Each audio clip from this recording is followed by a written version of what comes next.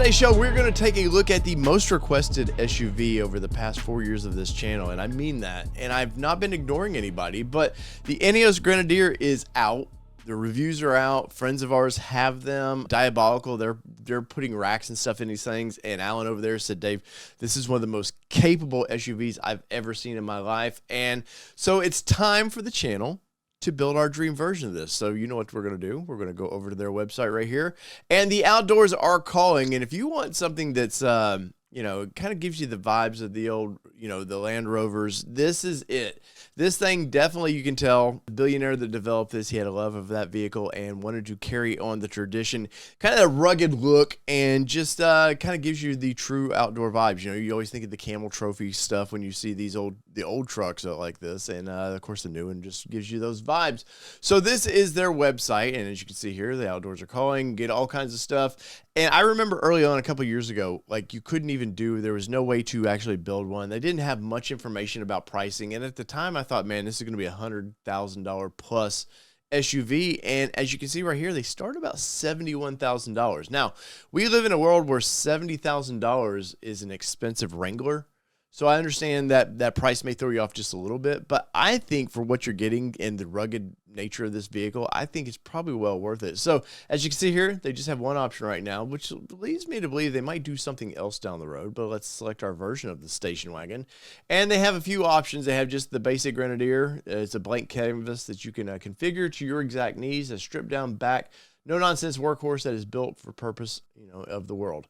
Now, the Trailmaster Edition, for the most extreme off-road conditions, the Trailmaster Edition is specified to ensure that there is no limits to your adventure. Named after the iconic Belstaff Trailmaster jacket, which made its debut in 1948, it was designed to cope with the grueling conditions of the Scottish six-day trials. And then you got the Fieldmaster down here, which is the exploration and escapism without fixed destination. The Grenadier Fieldmaster Edition gives you the options of anywhere, named after the iconic Belstaff jacket. Once again, modern take on a classic design.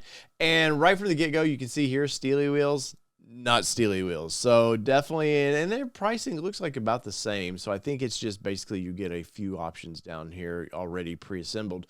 But out of all of them, I don't want to build completely my own. I want to go into the Trailmaster Edition. So let's jump into this build and price. And as you can see, we started out at $79,190, which is that's a pretty hefty price to pay. But knowing there's BMW engine in this thing, so there's a few things it's not some new company had to work out. So I appreciate them. Like, why re-engineer an engine right now? If this company survives 10, 15, 20 years, I'm sure they will develop their own engines. But the outer shell of it's where the bread and butter is, and as long as it's got a good drivetrain, I think we're okay on that. So first up, we have our vehicle and powertrain. As you can see right there, looks really good. I mean, it's definitely, definitely brings the vibe of the classic look of the English SUV.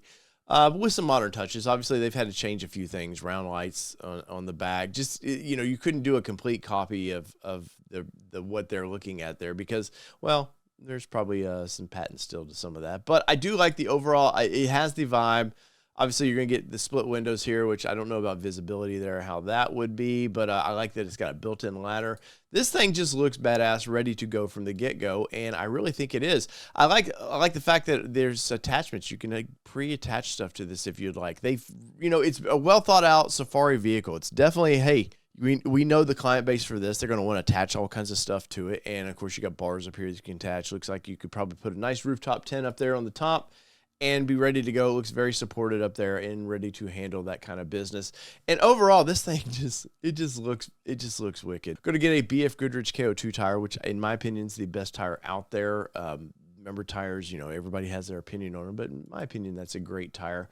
Once again, you can see the cleats here where it's like on the interior of it, they have some lockdown stuff there. You attach your little, your clips there. You can see here if maybe you want to strap a gas tank. I don't know what exactly you might want to attach to it there, but it is nice that definitely has that where you can do that. As we look over to the roof, once again, definitely reinforced roof there. So you're gonna be able to to handle that adventure. Now, all right, I always say color is kind of defines the vehicle, and I think with this one here, definitely. And I'm happy they didn't just do like 4 colors, you know, because a lot of times with startup companies, they don't do a lot of options for colors. You know, you just get like 3 colors: white, black, silver, and or maybe a red, and that's it. So it looks like we're definitely kind of getting some options here. So we have Scottish White here, which is a nice solid color there. Next up, we have a Magic Mushroom, freaky there. That is a $580 upcharge, which you can see it gives it a little bit of a tan color, not completely a khaki. Next up, we have the Elderate Blue, if I'm saying that right, this is the color you've seen in all the photos here in the United States. This is a very popular color here.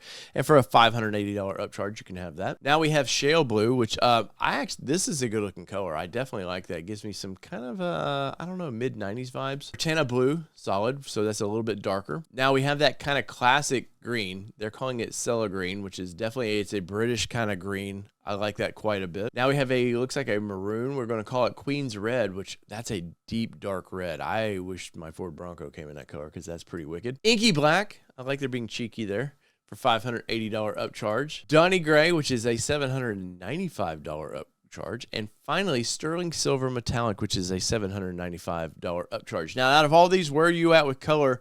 Would you like something more plain, or are you going to use this more of the luxury side of it? You just want that kind of nice looking vehicle, but you kind of want the more luxury side out of it. Now, once again, this is the kind of one we're seeing around everywhere, and I think that's a beautiful color.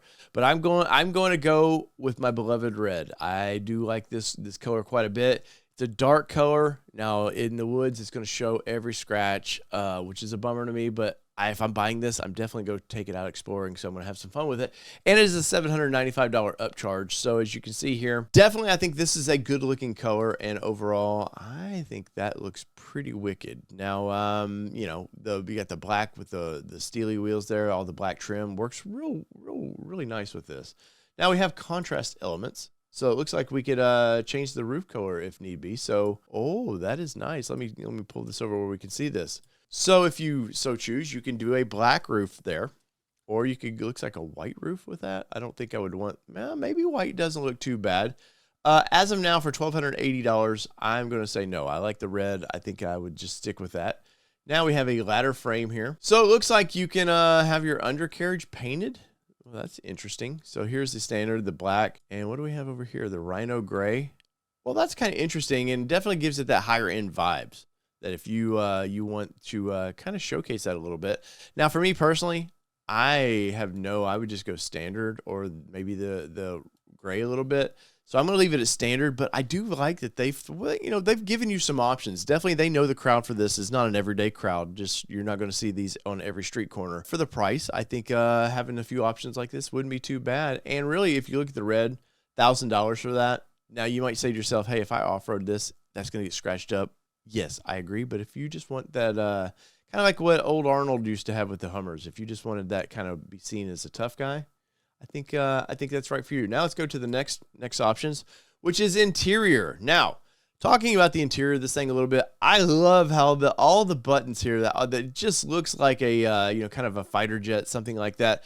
Very tactical looking buttons. You still do get the kind of modern touch screen in there. Nothing in the center of the dash. Like these are warning lights, and that's about it. All your speedometer and everything's over here. And I like that. It's truly a driving focused vehicle, especially if you're off-road. You don't need all the distractions down at the bottom. Just let's leave those to the side. You can focus in on what's going on. But I do love all of this. Now you can see, I love the classic transfer case shifting over there. Now, is it a really modern or old school transfer case? Were you actually engaging that? Probably not. I haven't read too much about the underpinnings of this thing, but definitely you see the BMW shifter in that, which is, I don't know. The only thing I worry about is when you open the doors, do you get all the dings from BMW? Because that's one thing that takes me out of owning a Supra, is all the BMW dings. But overall, I do like everything about this. I like the grab handles. They've really thought well about, hey, this thing is intended to be used, and all the materials, you look here, these are Recaro seats, which is very nice.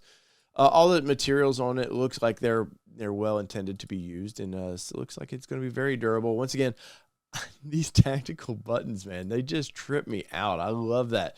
Rear of this thing looks like you're going to get a lot of cargo space. You can see the tie down points there. Once again, you got tie downs everywhere. So if you're into overlanding, definitely built for that. Look at all these tactical buttons. That would sell me right there. Just that would sell me 100% on that. So let's go back to the interior and let's look. We have a couple options here. So the standard trim. So Recaro cloth and vinyl seats can be easily cleaned, wiped down, and feeling comfortable. There is, for $2,000, you can get the leather trimmed option. So let's click this and just see what happens. Now, obviously, you can see the seats did change. So let's go back to the standard. So there's the standard, and here is the leather, the black leather trim there. And for $2,000, like you can get a gray and black. So let's see what that looks like. Now that looks great. If you're into a classy vehicle, that definitely would be it. But for me, I'm going to want to get dirty, and I would just worry about the having all the white or the kind of light gray there. Kind of, I feel like it might screw it up. So I'm going to go keep it standard. I want the durable seats. I think the others, the leather trim seats, would be very durable. But I think I'm going to stick with just the standard seats. And it looks like we're going to get heated fronted seats for $535. That is an option that you can click off, but I would leave it. I'm so accustomed to wanting heated seats and cooled seats if they had it. I think we're going to leave it alone right now. Now, it looks like they do some seat covers here, so we'll click that just to see what it does there. It looks like it might be a neoprene of some sort, maybe. Yeah, just it's UV damage. And this might be something that you would want, because if you're going to go exploring, you want to keep the seats as new as possible. Say you want to get rid of this vehicle in 5 to 10 years. You want those bottoms underneath looking great. That might be a way to go. $415. That's a tough one for me to swallow. So I think I'm going to leave that alone for right now. Now we get the driver's pack. Let's see what it says for that. So the Napa leather driver's pack wraps your steering wheel, handbrake grip, and instrument panel grab handles with a soft, luxurious Napa leather. So that is standard. And if you want the other pack here, let's see what it does to the steering wheel. So as you can see, it definitely wraps that steering wheel it definitely gives it that kind of luxurious vibe, but I don't feel like it flows with the black interior for me. Maybe if you did the white seats, that might be cool, but it's nice that they're giving us lots of options here. So the compass and all that in there, that's standard. That's pretty cool. So heavy duty foot flooring with drainage valves. Now this might be very cool. So yeah, you can see the drainage valves right here. And hard wearing removable flooring with access 5 drain valves in one in each footwell, which is nice. You get one everywhere. So in case you get in those deep waters, you definitely protected. Rubber floor mats, 100%. I want to see if they show a picture of these things. So I don't see a picture we can look at it. I'm going to assume they're like everything else. They're laser cut into there and for $250, which I find to be a little more expensive than it should be, but I would not complain about that. So next up is utility. Let's see what we get here. The rough pack, which is standard, we're going to get the differential lock front and rear, that's a big plus if you're off-roading. BF Goodrich all-terrain tires, the KO2 tires in there. The smooth pack, you're going to get rear camera view, park assist, powered heated exterior mirrors, heated windshield wiper jets or washer jets, central storage box, lockable, the puddle lamps, which is very nice, auxiliary charge ports, advanced anti-theft alarm system. So let's see for off-road what happens here. So we're going to get the center diff lock there, which is, I mean, this thing is built. They definitely put a lot of thought into, let's give them something, that they're going to like.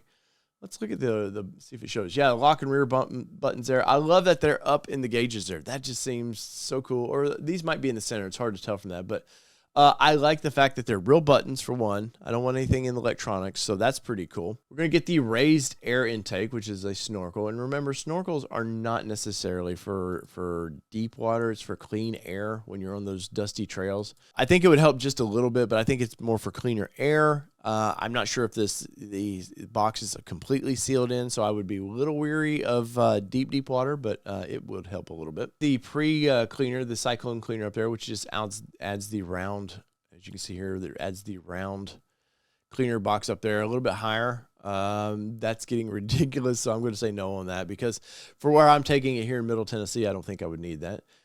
Checker plates like the old Land Rovers and stuff used to have. They have the paneling diamond plated up there, so I guess you could kind of step on that if need be. I'm not interested in that. Side runners here, which looks like a rock slider of some sort, or just step. Here it looks like for $1,000 is a true rock rail. You can see here it looks like you're actually losing a little bit of ground clearance on that, maybe. Jury would be out on me with that, but I do like the fact that they're giving you rock rails from the factory.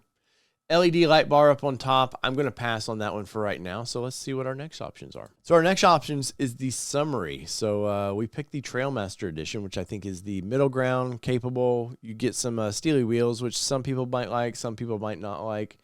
My Grenadier, so it's going to come with the 3-liter turbo gasoline straight 6 engine, which the BMW, the 3-liter they use, is amazing engine, lots of power.